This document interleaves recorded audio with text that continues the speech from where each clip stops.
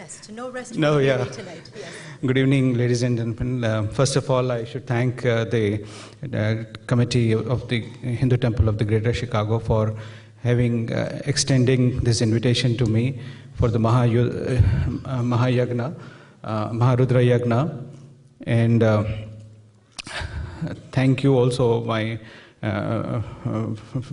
friend Amrish Mahajanji for accompanying me. This is indeed, I was reading the literature, I was exposed to it only a week earlier because I just landed from India after almost 1 month of holiday come, a little bit work I would say, which took me for a week to Gujarat and 1 week in Delhi and 3 weeks in Andhra Pradesh and Telangana. And I was fortunate enough to meet the leadership in most of these places.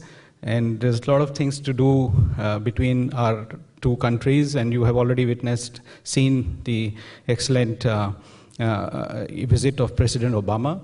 Coming back to the event, I think it is something exceptional, and I'm very happy that a Maharudra Yagna is taking place here in Chicago. And while I was coming and I was doing a little bit of research on this, and I was really pleased to see that the term Rudra itself, when I was researching it, it goes back to the Vedic times, Rig Vedic times, and it is also, well, during my research, I have also gone to the various roots of the word, and I was one particular root was really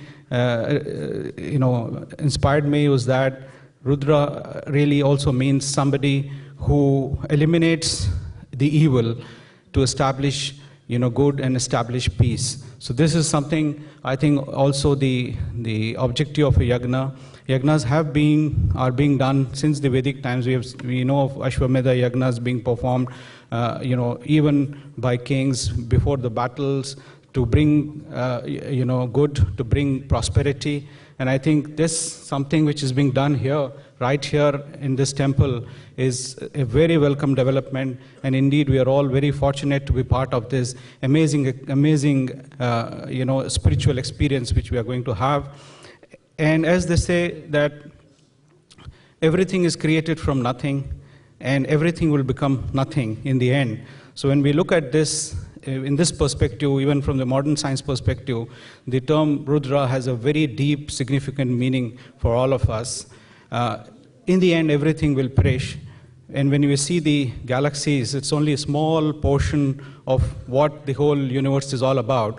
But the majority of it will be vacuum. So the Rudra is like Shiva, is like a womb from which the whole world has been created, and ultimately it will be the oblivion in which the entire world would go in. It will be sucked into the Rudra. So that means the world begins with Rudra, the world ends with Rudra. So I convey my best wishes to all of you.